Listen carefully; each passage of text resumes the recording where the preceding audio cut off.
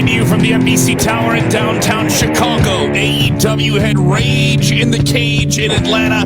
NXT is filling the dream all over again. This is your AEW WWE NXT post show for February 19th. Get in the comments. Tell us what you thought of both shows.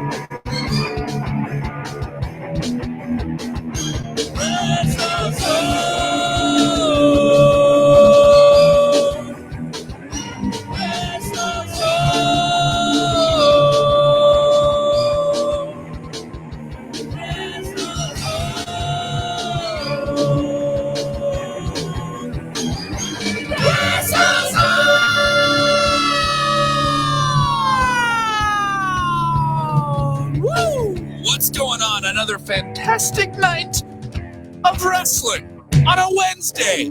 But wrestling sucks, right? No. What wrestling are you watching? All right. Both shows, WWE Showdown in NXT and AEW, had plenty to offer. WWE NXT rolling off the NXT TakeOver show that it was very well received, and AEW rolling just a few weeks away into their next big pay-per-view event in Chicago at the Wintrust Arena. Of course, a lot to get into. I am Kevin Kelm. Follow me on the Twitter at KevKelm. Joining me, my faithful friend, the man who gets us over the hump of Wednesdays. All right? Yes. And I'm talking Mr. Angel Garcia. Angel, you were on top of All Elite Wrestling. I was on top of the Black and Yellow. Tell me what's going down with All Elite Wrestling this week, and what were your big takeaways from the show? It was a barn burner, my man. It was one heck of a show. It flowed really well. It was really interesting.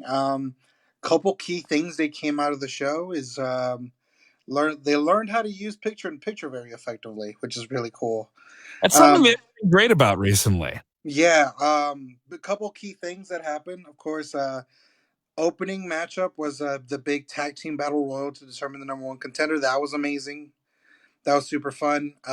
Then we had a really great match between between Shauna and Chris Statlander, where they both just look amazing, and the crowd chanted "This is awesome" at some point. Like, that's how good of a match it was. Post that, we had the big confrontation between Moxley and Cobb. Heck of a match. Both men delivered.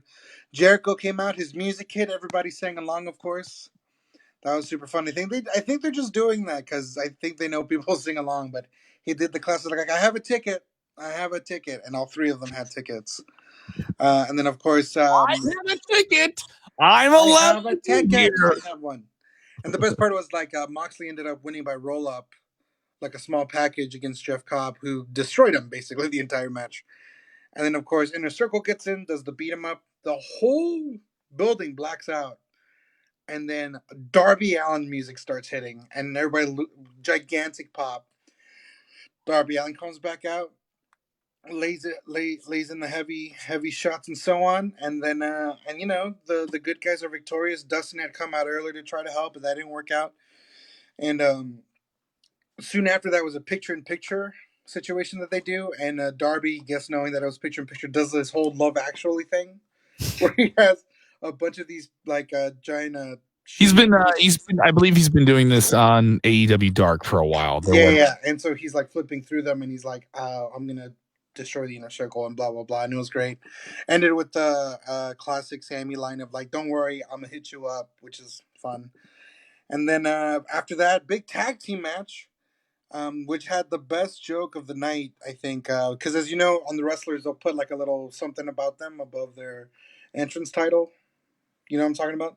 Oh, they get really clever with that, don't they? They do, and it was the Lucha Bros versus the tag champs for the belts there, and Omega's was like 29 days as champion, and then Hangman at his page was "Como se dice yeehaw." It was the greatest thing ever. Post that, you appreciate that. I loved it. It's so good. Just a great show. Tell me about this big match main event. One more time? Tell me about this big cage match main event. They were building this. And of course, I'm skipping over, and we'll get into more detail on these matches. But the main main event was ridiculous. First of all, this WCW ass cage that AEW has is the biggest amazing thing. It's mostly truss. It's mostly like trusses. It's ridiculous. And hell of a barn burner. There's the beautiful cage there. Cody got color because he's got to. It's Atlanta. It's Atlanta. Someone's gonna bleed. It's a cage. It's a cage, brother, and I got a big pop from his hometown crowd. And Justin Robertson just like from Atlanta, Georgia. Yeah, it was great. Oh, it's speaking of random thing that I noticed that was pointed out on Twitter. Raven was in the crowd just kind of watching, and like action spilled over at one point, and he was just like, "Oh, okay." it was the Dark Order kind of interrupted the battle royal. Yeah, I caught yeah. I haven't seen AEW Dynamite this week because this is how we need to do the war zones. We need to one person watch one show, one person watch the other. That's how it goes. But hell of a match, lots of back and forth. They even did a fun callback to Arn Anderson slamming the door in front of Dusty's head. Like Cody was like at the door was open, and like MJF comes up, and he's like, "Do it, Arn, just like you did it to Dusty," and do, and like he's about to do it, and then he reverses it and hits MJF. MJF kept getting his ass kicked by Brandy and Arn Anderson. That was super fun. Mm-hmm. And a lot of Memphis tonight. A lot of that Southern wrestling stuff. Love that wrestling, brother. And then of course the big spot at the end. Cody had taken that ring that MJF wears now, and hits him in the head. Joe, that's your opinion. It's wrong, but that's your opinion. Joe Cordova saying, texting and saying AEW is average tonight. If you're with us live or you're watching on demand, fire off your opinion about the show. Even if you're watching on demand, you stay in the conversation. I respond to everybody about the show. Let us know what you think here. You thought this was more than average. It was way more than average. If this is average AEW, then it's way better than what NXT is doing, if we're going to do that argument. Ooh, shots fired. Shots fired. God, enjoy wrestling. Jeez. Enjoy wrestling. Anyway, go, and then Cody hits the crossroads. Oh, that's it. Wardlow, being the big giant man that he is, kicks out, gets to the top of that cage, hits a big old moonsault, gets a win. 1, 2, 3, and you're like, oh well, Cody just died. Clearly, commercial like little replays, and he's back on the top of the cage, like posing and being like, "I'm gonna get you, MJF." Crowd was 100% behind it. There's nothing like a crowd being really into wrestling, and you see it on TV. I did also manage to catch the end of NXT because it ran over a bit, and AEW happened to end quickly, and that crowd looked tired. I wouldn't say look tired. I didn't get that impression.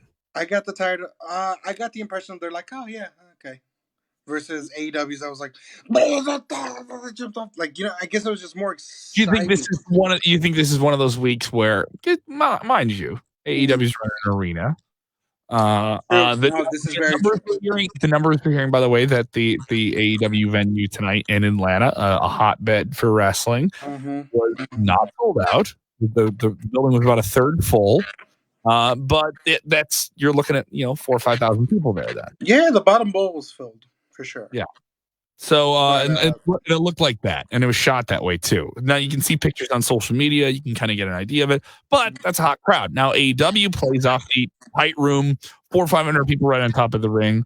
I didn't get the impression that, and this is very rarely, I think now, that early on when we were doing these comparisons or shows are airing, head to head with each other, there was that where AEW was like, it's like in this big arena, and here's this WWE show where you think, and it's not. I don't get that impression nearly as much as I did in October when these shows started going head to head. I don't get that kind of like jarring. One show doesn't feel like it's big time in the other. I don't get that impression simply because I think the show, it's shot differently. I don't think it's shot with like those smash cuts that you get on Raw and SmackDown. But let's get into NXT. I thought they went a different route. They opened with a promo while NXT opened up with that big battle royal, which is smart on both sides because AEW was going to give you action right away. WWE already knows with NXT, and fans have kind of already figured this out that both shows have characters, but we know you're already going to have great wrestling. So let's open up with a promo. They did with Undisputed Era, who lost their tag belts this past weekend and builds up to the main event later in the night. I kind of enjoyed it. I liked the weird cut in, not just I'm the guy who's going to face you later on tonight. I'm going to appear on the Tron. That's been done, right? That's been done quite a bit. No, they had Velveteen Dream kind of cut in with almost like a voiceover, and his lights kind of air over the ring. I thought that was a clever way to use the small studio space to feel bigger than it actually is. Yeah, I thought that was really, really clever. I enjoyed that, and it kind of laid into the night. But I'm still trying to get my head around the idea of why is Velveteen Dream talking about Roderick Strong's wife? That's such a heel thing to do. But the crowd is still cheering Velveteen Dream. They're loving themselves. Velveteen Dream. That's a very Velveteen Dream thing to do, though. Like, The Rock was a heel for the longest. People still loved him. And he would still talk about, even when he was a heel, he would talk about sleeping with people's wives. So. Yeah, exactly. And, like, I will say this, though. AEW, as great as they are, there's something about that production quality of WWE that's still unmatched. It's hard to beat. So what, their production? Yeah. You think the production is better than NXT? No. Other way around. Other way around. Okay, I'm sorry. I was trying to catch me off guard here. So they open with a really, I think, an awesome cruiserweight title match. This was maybe the match of the night for me on NXT. Okay. And those cruiserweight matches tend to be. True. Jordan Devlin, the ace, is settling in. Good theme music, good composure in the ring, really sells all things at the right time, and then digs into being a badass at the right time. Lio Rush, I don't think, loses anything by losing this match. They teased him potentially getting that big off-the-rope cutter to win this match, only for it to be reversed very, very quickly, and Devlin cut them off. It was such a very well-paced ending to the match. You thought Lio Rush was going to shock Devlin, only to be, boom, cut off, done. It reminded me a lot of like a New Japan finish, where you really think the challenger is going to get the belt, and they go, no, boom, done. Let's shut the thing down. Devlin puts over the fact that the finish can come out of nowhere and just call it a day. Yeah, and so especially when you have a guy who has that lightning fast finish that Devlin has, into a Saito suplex, which can spring out of nowhere. The thing looks so sick when he does it. Yeah, in terms of like finishing moves, I think Devlin may have the new best finisher that I've seen on televised wrestling, because it's so right away you know it can end anybody, like right away. They protected that move very well. Yeah, and also he's not going for it left and right throughout the match. You know, so it has a good way of developing like that. I also enjoyed throughout the night some appearances by less utilized people. Coming out of TakeOver, we thought, we're going to go into the show. We're going to get a whole lot of Rhea Ripley, a whole lot of maybe the Undisputed Era, and plenty of Tommaso Ciampa, maybe some Johnny Gargano in there. And honestly, all the major players, they were featured in the show, but less exposed guys got more exposure. An example of that was the grizzled young veterans of Gibson and Drake. They went over Joaquin, all right, and Raul Mendoza very quickly. Kind of run-of-the-mill tag team match. Nothing super fantastic, but I do like the idea of them being a new heel tag team that talks crap and gets heat.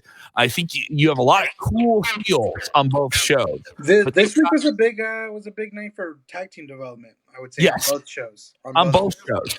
Yeah, because in AEW, for the longest, I was like, there's only like 3 tag teams. And then I saw this Battle Royal. I'm like, oh, there's a lot of tag teams. And they're all very good. They all have wins over each other and like pretty competitive stuff. There's a lot of super fun spots. Scott, I agree with you. Mind you, I saw 5 minutes, so I'd have to see the whole show. But anyway, but yeah, and so like you're telling me this, I'm like, oh, the Grizzled Young Vets. I watch them on WWE NXT UK, and they're pretty great. They're dastardly heels. People take their shoes off. It's a whole thing. But that's exciting. But anyway, as you were saying, Grizzled Young Vets get the win. Did they get any mic time or anything?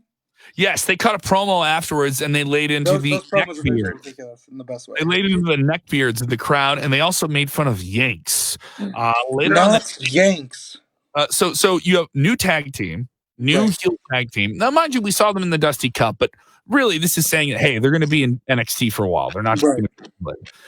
So all right. So that's a fresh thing. That's new. Very good. So other something is new. The Forgotten Sons have kind of been the journeymen of NXT for quite some time. They're this collection of former military guys, mainly a tag team with a heater on the outside. And you know who they are, but they've really never gone the full limit with them. They've been featured on takeovers. They've had some good matches, but you've never gotten the idea that they could win the titles. They're the guys who fill the spot in the multi-man match. in a way, that's true. You Yeah, know, they're like, and the Forgotten Sons. Oh yeah, those guys. Right. in AEW is going to have their guys that do this too. You need guys The that. hybrid too. Yeah, absolutely. But they did something interesting. Gave them the insert promo with like the social media footage later on in the night. The Grizzled Young Veterans laid into the Yanks part, laid into Dirty Americans, right?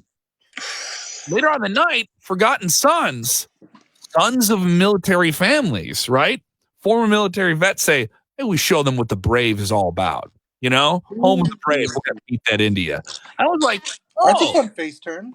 I was like, I'm not opposed to that. You know, Yeah. I'm not opposed to like the veterans, the like military veterans being your patriotic baby faces. Yeah, And that makes all the sense in the world. I'm okay with this. This is something new. So there was a lot of like notes like that. Like here's something new, here's something new, here's something new. But here's something we've seen before. Big Keith Lee came out to a very loud pop. He had a fantastic match this past Sunday with Donovan. Over like Rover, and he quickly did work of Kona Reeves. Poor Kona Reeves. The finest Kona Reeves. Yeah, Kona. You want to talk about a journeyman? This guy's been journeyed over. He is the road. All right, people are walking over this guy. How was the match? How was it? It was a pounce and over with. This was a lightning. Oh my god! So he just got yeeted and then he took the avalanche and it was over. And then immediately Dijakovic came back out to the ring. So we're getting more of Dijakovic and Keith Lee. Yeah, I'm not mad at that at all. I'm not against it either because their match was simply that good, and they've simply had so many good matches. Dijakovic laying out the case of, hey, if I didn't hurt my back, I would have got you off that top rope and I would have finished you. I mean, he's not wrong, but it's an excuse though. So you've gotten some new things and some other fresh things. I enjoyed the main event. I got to see a very compelling exchange here between Velveteen Dream and the Undisputed Era, and Dream using once again the utilization of someone's family on his tights, and just all this craziness with him. He is such an over character. I love the direction they're going in with him. I do think maybe they should have finished with something on Tommaso Ciampa since that was such a red hot angle. Yeah, so do I. I'm very did they make any reference to it? Where they're like, they did, and the fact that he came out to the ring and he kind of interrupted Austin Theory, who was supposed to have a match. And Austin was like, "Come on, man! Like I know you're cutting a promo, but I'm just trying to have a match." And Ciampa was just like, "Not tonight." And then Ciampa proceeded to throw him into the guardrail a dozen times, just. Like guardrail. He used him like a pinball. Overall, I felt like this is more of a transitional show, which it is. Like functionally, it is. Yeah. And we've heard NXT's mastermind Triple H say it over and over again that they're in the long game, and there's a lot of television to get through to get to NXT Takeover in Tampa Bay. That's April 5th. All right. We know a lot of different things we're going to get. We know we're getting Rhea Ripley versus Charlotte. We know we're going to get Tommaso Ciampa versus Gargano that weekend as well. So there's a lot of things that were just there, and let's start a bunch of new things to get some people there too. So that's the direction I got. But NXT was up against what appears to be on paper a red hot edition of All Elite Wrestling. It was muy caliente. Yeah, if you want to be disappointed by NXT, you could be, but if you're excited about what they could build up and have some fresh new faces, this is an episode where they leaned into getting a handful of new guys in the show. Austin Theory, even though he got beat up, this gives him something. You know, this guy didn't have any storyline. Now he has something. Maybe he's the guy that gets Ciampa ready to face Gargano, or vice versa. He works as a device in between them. There's a lot of possibilities coming out of the show that I enjoyed. But I can see some fans saying like, all right, so what's the next big thing? It didn't feel huge. You know, the expectations and the the microscope with this are, they're pretty much dialed in, especially when the show's going head to head. You know, it's funny. That's a very similar feeling to what I think I had at the end of Dynamite, but in the opposite way. Instead of being like disappointed, I was like, oh, that was awesome. And then I was like, how do you move on from that? Like, how do you elevate after a gigantic cage match, giant spot? Like they're building up the tension between the Bucks ended up winning that battle royal, by the way, to become number one contenders. So we got Elite versus Elite at Revolution in Chicago at the Wintrust. So that's exciting, but I felt like that was the main thing they were building on top of, the angle with Cody and MJF. Now, the most interesting part I thought of tonight was Nyla Rose came out and did a promo. and was like, "Oh, this is how you treat your champion. All you guys are little like busy bees, like talking all this trash. Well, I'm the queen bee." Raises the title up, and she said at one point she said, "I break bitches," which I thought was like whoa, that's went for it, and I thought that was dope. And of course, the person that comes out is the person I think is most over right now in All Elite is Chris Statlander. Does her boop thing to the belt. That's super exciting. But then here comes yeah, um, but here comes out Big Swole, which is super over with the crowd because Swole has been like on a tear on AEW Dark, and that's free. So I would argue that AEW Dark has more eyes on it technically than Dynamite, and like Big Swole super popular comes out to a big pop too, gets in both of their faces. So that's going to be interesting. They've already set up the upcoming feuds for the women's title, and they introduced new contenders because it's been like Rio, Britt Baker, like the same folks over and over, and now we got like two homegrown AEW stars in Chris Statlander and Big Swole. So that's super exciting. And I thought that was like the most like okay, like story wise part of the show. Other than that, they're like great matches overall. Inner Circle Moxley situation is getting bigger and bigger. That's super exciting. Darby Allin, I think, had the biggest pop of the night outside of like the big moonsault, of course, because of his return. He's been away for like what, almost a month now. So and it's funny. Steve here just put on the chat AEW 9 NXT 7. The thing that I'm seeing with AEW though is they'll have a really big show with a lot of stuff going on, transitional. But they've also said themselves that they're in that long game too. And I think what's happening is we got pacing issues on both sides because their pay-per-views are completely different times. Yeah. Right. And so of course they're not going to match up on that. No. Which I think because like you said, this was a post show where they're like setting up new things, and this felt like a blow off show to go. All right, these are the matches for the pay per view in a week and a half. Let's do it. I wonder if AEW can follow this up last week. Yeah, Like yeah, next that's week. my thing. I'm like, well, how do you follow I that up? I mean that in a good way. When Right. you based on what you laid out, and I'll be frank with you. You've seen AEW. I haven't. I don't want to do this thing where I have to watch both at the same Right. time. It's too much. I really don't get to consume It's a everything. lot. Yeah. Um, I would literally have one eye on both shows. I would go cockeyed. And so here's the thing: how do they follow this up? How do you keep that hype going on a next week's show directly into the pay per view? That's Well, going they to be do have that.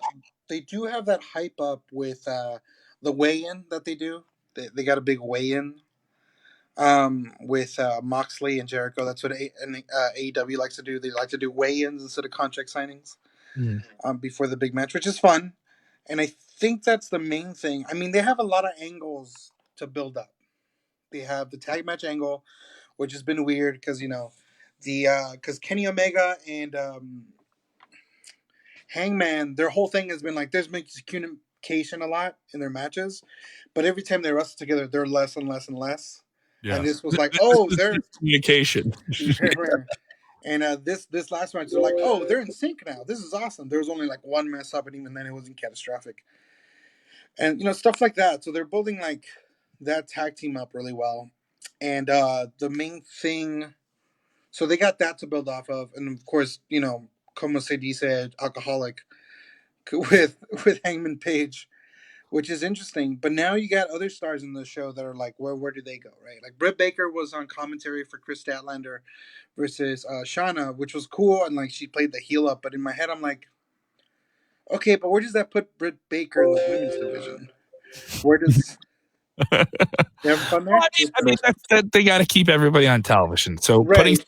commentary is just a pretty easy way to keep them involved in the show. True, but it raised a lot more questions than it answered this week, and not in the best way. It's like, okay, well, Lucha Bros lost, to Hangman and Omega, but like now what's next for them, right? And then the Dark Order angle still going on the CU, so it's just kind of weird. They've announced, a couple matches, but we got Sammy and Darby Allin. I'm sure they're gonna do another Love Actually thing. You got Dustin Rhodes and Jake Hager for another match. So I think next week is going to be classic home big go home show, which is going to be all right. Let's just make sure everybody knows the matches that are happening. But yeah, we'll see. The chances for a I page heel wonder if turn. they can achieve the same kind of emotion that you're describing next week. I mean, like, are they going to be able to?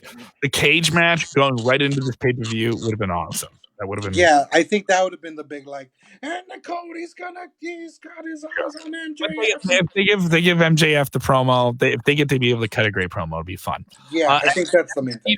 NXT I thought was a fun show. I didn't think it was fantastic. I expected a little bit more. I'm gonna take over, but I didn't leave shortchanged. I think if you come out of the show and you think it was flat or anything, I didn't get that impression. I didn't Nah, get. yeah. I mean, the way you described it, I'm like, that sounds like a pretty great show, but It seems to me it seems like a show that's pure that will pay off later on. yeah. Whereas your show is the escalation. It's right, exactly. You just finish your appetizer. Here comes the main course. You know what I mean? We're more than halfway through the meal. Yes. On my end, versus you're like, all right, well, we just got to the restaurant. Let's see what we want to eat. True. And it wouldn't surprise me if more fans look and see NXT right before TakeOver, right before WrestleMania week. Yeah. More blending of the brands. I think you will see. You will see more of Charlotte on NXT. You will see more of Rhea on Raw. I think you may even see some blending of maybe Becky Lynch and Shayna Baszler. Maybe that angle could fall over on NXT. There's a lot of possibilities there. How many of those NXT names are going to be involved potentially in WrestleMania, in the Onto the Giant Memorial Battle Royal, or different elements where you can feature those guys? I think that'll happen too. So more where that goes. I'm not too worried if I'm a fan, but if AEW takes the week, it wouldn't surprise me right now. But hey, it's the long game, right? It's not a marathon. It's not a race. Exactly. It's that long game, and you got two programs. When Dynamite first started and NXT got announced, I was fully on board to let's compare them all the time train. And now that I've been been watching for a while, I'm like, oh, these are completely I kind of see what Triple H and Cody and the Bucks are saying. Like, they're completely different wavelengths. It's apples and oranges. Yeah. And I think we just want to do the comparison because that's what people like to do. They like to be like, well, my wrestling show was better than yours. Like, that's what they want. But in reality, these are two different products that are going at a different pace. Yeah, and watch both shows and then make the comparison. If you're gonna make one, I don't think there's one to be made. Because maybe I watch Dynamite and I leave with a better impression of it. But I'm just going off what you told me. So yeah, and I'm just going off of what you told me. Bingo. Stephen Chambers texting and said, "What are the chances of Adam Hangman Page doing a big heel turn and turning on his opponent, his tag team partner Kenny Omega? Is there a possibility of that happening sometime around the pay-per-view, or maybe even before or at the pay-per-view?" I think it's pretty high. I think it's not like I hate you guys because you screwed me over thing. It's one of those he feels like he's on the outs because he wasn't terribly successful, and I think that's kind of one of those weird things. We'll see, because remember, next week you do have that big. Oh, look, Steven just said it. That Omega Pack 30-minute Iron Man match, which is a little strange because it's a blow off to that feud on a go home show. So that's a little strange to me. I'm like, oh, that's a move. That's interesting. But we'll see. Like I said, we'll see. But we'll see, man. Yeah, it's all we'll see for sure. We will all. Other people asking me. Other people asking me here. I was trying to find the question about Finn Balor's promo over on NXT. Did we get to see that? No huge illusion towards exactly where he's going. But more reminding you how successful he was this past weekend, defeating Johnny Gargano. Clean, baby, clean. Yeah, so I want to know what you're doing with Finn Balor. Huge name. They use him very sparingly on television. You don't get to see a lot of him on TV. I'm surprised that we don't see him every week on television, considering he's the guy that maybe more casual fans that don't know NXT and aren't in that black and yellow bubble have gotten exposed to him on Raw or SmackDown. So I'm surprised by that. But they have a lot of guys they have to get over and get on time. So I understand the balance in it too. I can see I see Balor going into the main event title picture again. It's funny. Earlier we did WZ Daily together, and we were like, God, what's next for Adam Cole? And we were both like, we completely forgot about Finn Balor. We're like, oh, right. But then you got to kill a heel situation for the title. So maybe you got to add somebody else in there for the fans to root for. Right, and we'll see. But I mean, I think I think Finn would be great. I think if you want a big draw for that Mania weekend NXT Championship, you go Balor or Cole. The question is, though, do people want to see a heel versus heel match? Exactly. No matter where you are, get in the comments below. If you're watching on YouTube, don't forget to hit that like button. Keep us going. We're trying to grow things there. If you're with us on the Facebook side of things, share this in your wrestling Facebook groups, in your threads with your friends. We're going to try and do more of these on the road to Mania and everything going on there. And then join us on WrestleZone Daily, Monday through Thursday, late afternoons. We're doing a really fun show that covers everything in wrestling with your comments on screen just like this. And don't forget to subscribe to the podcast, WrestleZone Radio. Up there we have Cody Rhodes doing his media call before Atlanta with All Elite Wrestling. We have Diamond Dallas Page. We have my sit-down interviews with Seth Rollins and him talking about that big match he wants at WrestleMania that I don't think will happen. All those.